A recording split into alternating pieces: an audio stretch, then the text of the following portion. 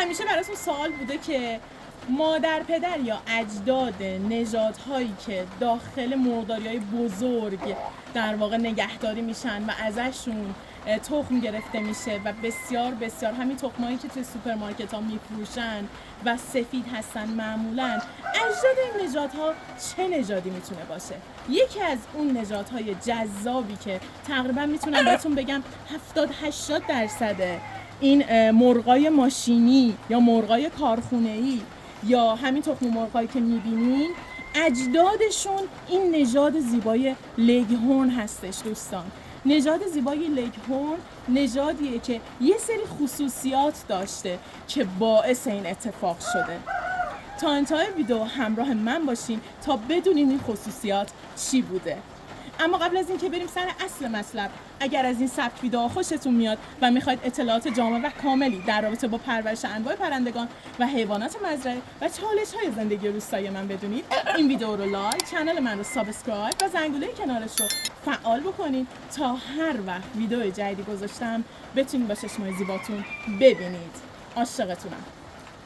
دوستان، نژاد زیبای لگهورن رو ما توی مزرعه‌مون به رنگ‌های بلک متول و بلک موجود داریم، بلک کامل و بلک متولی که توی دست من هست. حالا بلک هم میگیرم شما میبینید.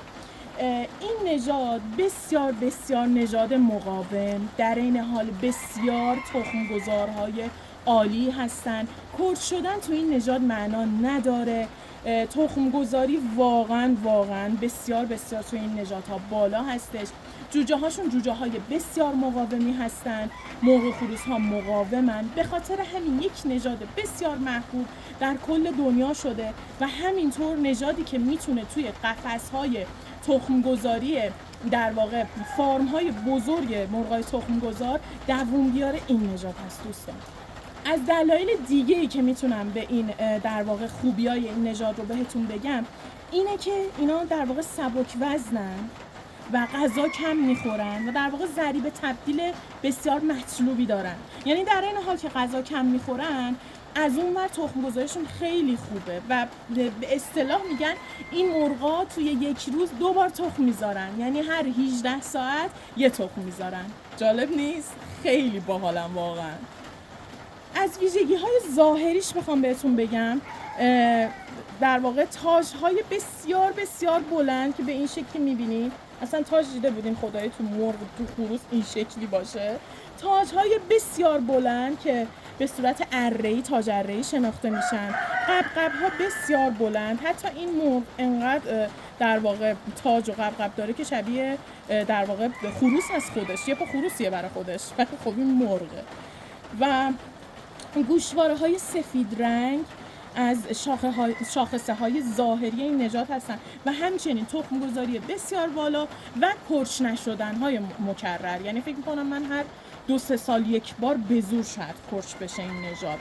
پس از این لحاظ توی ایران یه سرمایه‌گذاری بسیار عالی میشه روش انجام داد به عنوان پرندگان زینتی که تخم‌گذاری بسیار بالایی دارن و شما به راحتی میتونین اینا رو پرورش بدین و در گوشه‌ای از منزلتون نگهداری بکنین.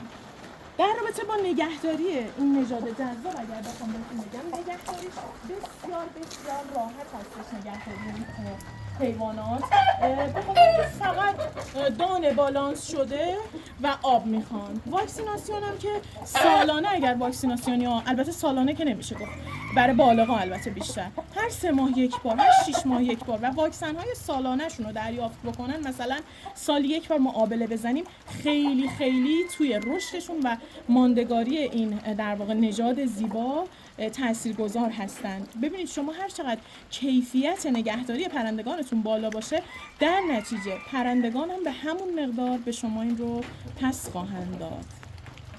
خب بریم رنگ مشکیش هم ببینیم.